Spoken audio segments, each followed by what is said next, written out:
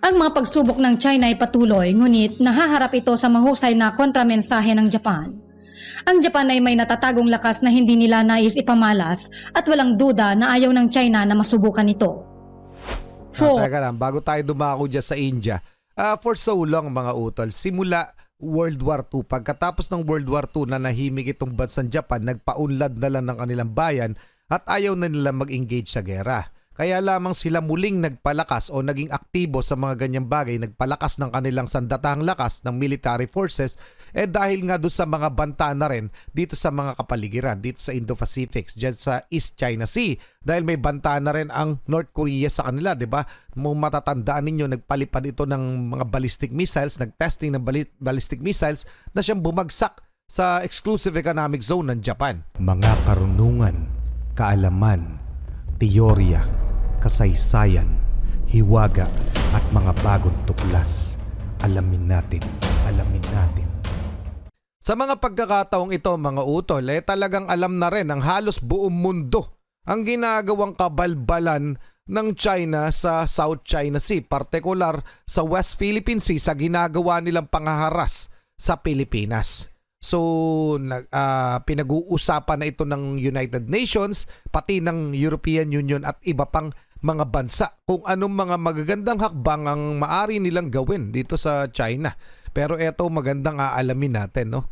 Mga bansang magiging problema ng China sa kanyang mga plano. Siyempre, ang pinaplano talaga ng China ay sakupin muna o masakop ang kabuuan halos ng South China Sea.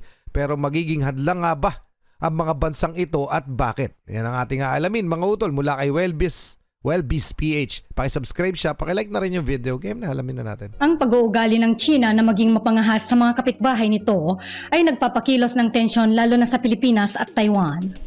Kahit may mga tagumpay sa batas na pabor sa Pilipinas sa usapin ng ating teritoryo sa West Philippine Sea, tila dismissive pa rin ng China.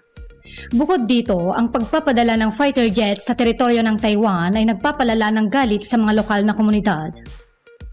Ang mga kilos ng China sa pagpasok sa mga teritoryo gaya ng Pilipinas at Taiwan, kung saan kulang sila sa lehitimong mga claims, ay nagpapataas ng potensyal na labanan mula sa mga bansang ito. Kung ang mga bansang tinuturing ng mga nakatagong leyon ay magising at labanan ang mapangahas na China, kakayanin kaya ito ng China? O bigla nilang ma-realize na hindi pala sila ang pinakamalakas sa rehiyon? Gayunpaman, kahit nagresibo ang China, hindi pa dalos-dalos ang mga bansang ito upang matiyak ang kapayapaan sa mundo. Tama. Kaya't ating alamin ang mga bansa na kayang pumalag sa mga nagsisigasigahang bansa sa Asia. May mga bansa nga bang kayang pumalag dito? Heto't ating isa-isahin ang mga bansang kayang harapin ng China sa anumang oras. Pero bago yan ay huwag kakalimutang mag-like at subscribe sa ating channel para laging updated ka sa ganitong klaseng video. Napay-subscribe, Wellbees PH.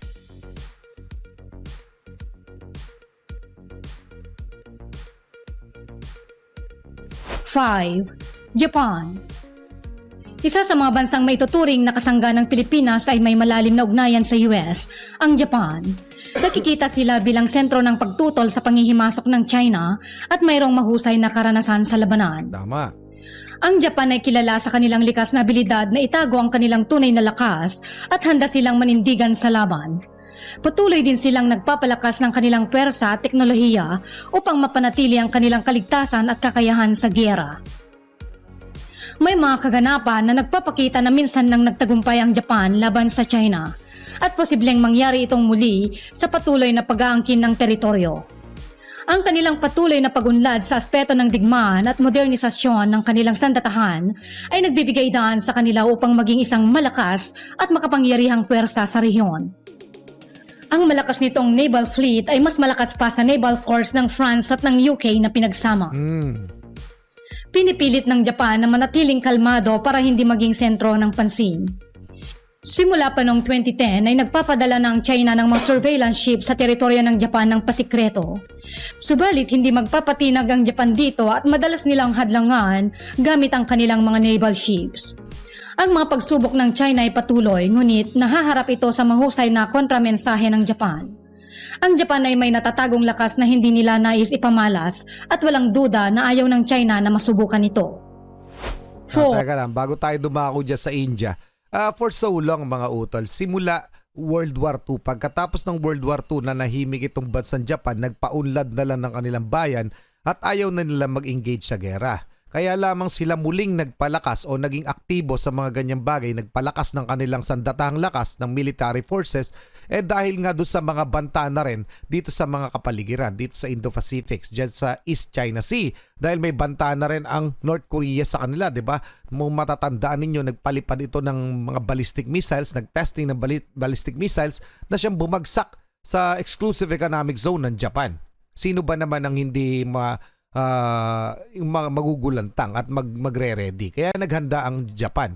Pero bago pa yon mangyari, etong China talaga ay umiikot na sa kanilang mga isla. Pero hindi nila pinapayagan nun. Tapos pagkatapos ng pag-ikot, yung huling pag-ikot ng China sa kanilang mga sa kanilang bahagi ng kanilang katubigan, naglagay sila ng mga missile, no? Anti-ship missiles sa kanilang mga isla para na rin paghandaan itong ginagawa ng China. So alam natin na capable itong bansang Japan sa mga bagay na yan. Okay, battle ready kumbaga. At ngayon ay lalo pa nagpapalakas. Pero para lamang sa kalaman ng lahat, ang bansang Japan po ay walang nuclear weapon. Okay mga utol, tuloy na natin. India. Or India. Ang India ay isang malakas na pwersa at isa sa mga pangunahing banta sa China. Bukod sa pagiging powerhouse sa Asia, mayroon itong isang magandang ugnayan sa China hanggang ngayon. Nagsimulang tensyon sa pagitan ng dalawang bansa noong 2020 dahil sa hindi pagkakaunawaan sa kanilang hangganan. May mga maliit na engkwentro sa pagitan nila pero madalas na lumalabas ng India ang nagtatagumpay. Tama. Ito ay dahil sa kanilang matapang ng mga sundalo tulad ng para-special forces na sobrang mahuhusay kung ikukumpara sa mga kasundaluhan ng China. Kahit na pinapakita ng China ang kanilang lakas na sandatahan, ay hindi nagpapatinag ang India dito at patuloy pa silang bumibili ng mga makapangyarihang fighter jets at rocket missiles. Ang depensa ay patuloy na nagaganap sa pagitan ng China at India at pinapakita talaga ng India na kaya nilang hamunin ang China at hindi sila nagpapatalo. Ang kanilang determinasyon at lakas ng militar ay nagbibigay ng pag-asa sa kanilang kakayahan na ipagtanggol ang kanilang teritoryo at interes. Well, anyway, mga utol, etong India, no, kahit alam natin na mas maraming mahirap sa kanila o mahirap na bansa sila, hindi naman sila mayamang bansa, pero alam natin na yung budget nila, yung national budget nila ay talagang mas malaki o pinakamalaki na yata sa kanilang militar. Okay, yung budget ng kanilang national defense, kumbaga. Okay, kaya ito, malakas na bansa talaga sila pag usaping militar ang pinag-uusapan at saka meron silang border dispute sa China, mga utol. So, at ang dami ng mga pagkakataon na naibalita na nagkaroon rin talaga ng clash itong China soldiers at saka Indian soldiers hindi naman nila kinaya yung India. So, handa talaga tong India sa kanila. Okay? Tuloy na natin. At syempre, pero meron kasi silang tinayo yung BRICS, mga utol. No? Yung something economical yung sama coalition na yun. No? Yung Brazil, Russia, India, China and South Africa. Kung hindi ako nagkakamali, yun po yung BRICS. So parang handang tapatan yung dolyar, parang ganun. Pero nevertheless, talagang meron silang border dispute pa rin ng China, itong India at China.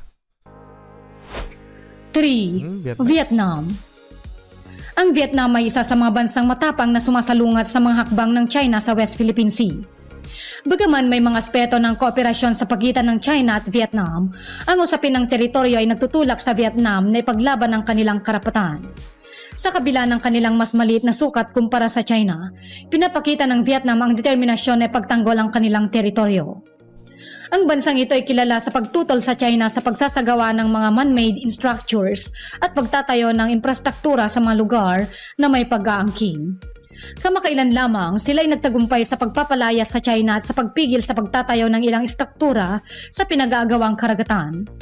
Hindi lamang sila nagiging bantog sa pagiging maingay sa usaping teritoryo, kundi pati na rin sa kanilang kakayahang makipaglaban para sa kanilang soberanya. Bagaman may mga aspeto ng kanilang ugnayan na maaaring maging positibo sa China, tulad ng kanilang mga pang-ekonomiyang kasunduan, ang usapin ng teritoryo ang pangunahing hadlang sa kanilang pagkakaunawaan. Tama. Sa labanang ito, ang Vietnam ay hindi nagpapatinag at patuloy na nagtatanggol at nagpapahayag ng kanilang karapatan kahit na sila ay napapaligiran ng mas malalaking puwersa. Pero sa totoo lang, mga utol, yung Paracel Islands, yung dispute nila ng Vietnam at ng China. At kung hindi ako nagkakamali o ilang bahagi na ng Paracel Islands ang naagaw ng China sa Vietnam. Pero di ba kamakailan lamang ay dumayo si President Xi Jinping sa Vietnam para makipag-usap dito sa leader o sa presidente ng Vietnam. Pero ganun din naman no? Kahit naman tayo, kahit si President Bongbong Marcos, Xi Jinping ilang beses na nag-usap, no? Dumayo pa nga si President Bongbong Marcos sa Beijing para makipag-usap sa China. Okay, at napag-usapan din nila yung South China, yung issue sa West Philippine Sea. Kahit itong kamakailan lamang, 'di ba, nag-usap ulit. Tapos magandang araw yung resulta pero lalong lumala yung sitwasyon. So, I guess it's the same kaya sa Vietnam at sa China. Dahil hindi natin pwede panghawakan yung sinasabi nito o yung salita nito ni President Xi Jinping dahil ang plano nga niya maagaw ng gusto makuha ng tuluyan itong South China Sea, parang by hook or by crook na, no? Anyway, mga utol, hanggang ngayon naman hindi pa rin nag-engage sa gera itong China pero nagpo-provoke sila ng gera. 'Di ba? So ano masasabi niyo diyan? Pa-comment na lang, ituloy na natin. 2. Indonesia. Sa pambansang level, ang Indonesia ay nagtatampok ng isa sa pinakamalakas na pwersang militar sa buong Southeast Asia. Ito rin ay kilala bilang isa sa mga pinakamalaking bansa sa rehiyon na may GDP na umabot ng $1 trillion noong 2020. Ito ay kahalos doble ng GDP ng Thailand. Ang pag-uusap tungkol sa yaman ay mahalaga, lalo na't konektado ito sa kakayahan ng isang bansa na protektahan ang sarili nito. Kaya't hindi nakapagtataka na patuloy na nangungunang military power ng Indonesia sa rehiyon.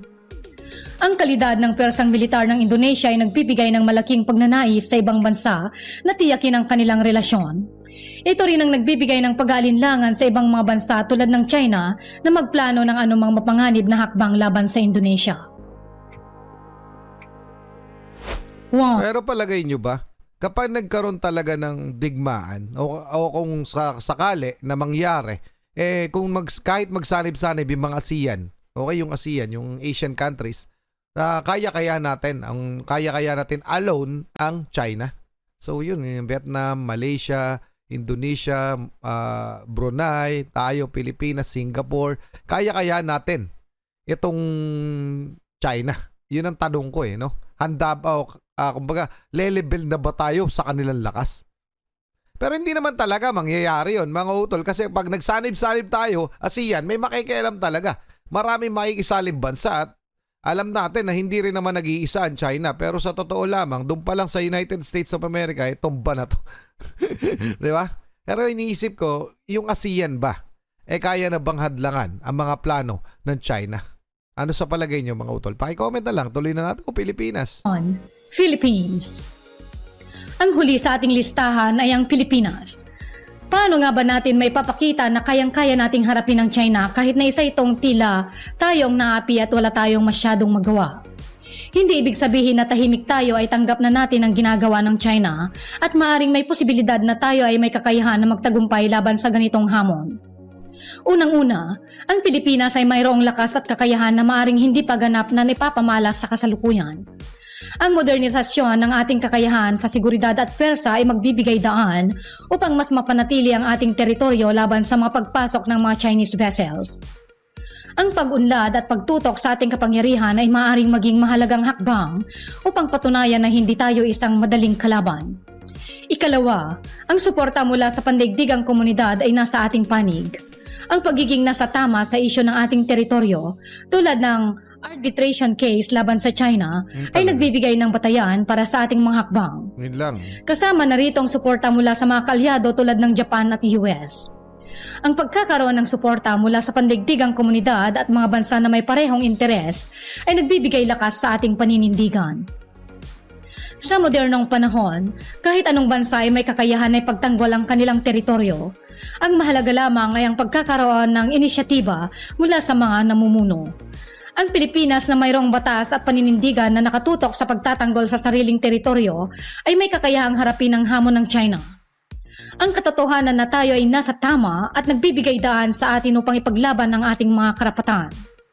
Kung tayo ay magiging handa na kumilos at magkaroon ng tapang na ipaglaban ng ating teritoryo, mayroon tayong kakayahang kontrahin ang anumang banta mula sa China. Anyway, mga utol, kung tayo lamang, Pilipinas lamang kontra China, hindi po natin kakayanin. Malinaw na malinaw po yun. Yung pwersang militar nila kontra sa pwersang militar natin, hindi po natin kakayanin. Napakalayo po at napakalabo. Okay? Pero dahil nga napakarami nating kaalyado, so to name some, United States of America, Japan, Canada, United Kingdom, France, Australia, to name some lamang, yan pa lang, sa South Korea, yan pa lang mga utol, dyan pa lang pwede na nating masabing tapos na ang China doon. Hindi pa natin kasama yung European Union, doon pa lang sa mga nagpapakita ng interest na handa tayong tulungan kung ano man ang gagawin na kung sakali magkaroon tayo ng violent attack o atakihin tayo ng China, yun na rin naman talaga yung dahilan kung bakit napipigilan ng China. Kaya hindi sila tuluyan nag-i-engage. Kahit alam nilang kaya nila tayo, alam nila na may makikialam na mga bansa kapag ginalaw nila tayo. At nagbanta na sa kanila ang United States of America na pag ginalaw nyo aircraft ng Pilipinas, tinira nyo ang vessel ng Pilipinas, nilusob nyo ang Pilipinas, ay kami ang makakalaban nyo o mai-invoke ang Mutual Defense Treaty. At yun ang palagay ko'y iniiwasan din na mangyari nitong China. So ano masasabi niyo mga utol? Maraming salamat kay Welbest PH. Maraming salamat sa inyo. Muli ako sa Target Achilles. Pa-comment na lang ang inyong mga opinion. Kayo mag-iingat. Keep safe. God bless. Maraming pong salamat. At saludo po ako sa inyo lahat. Maraming pong salamat ulit.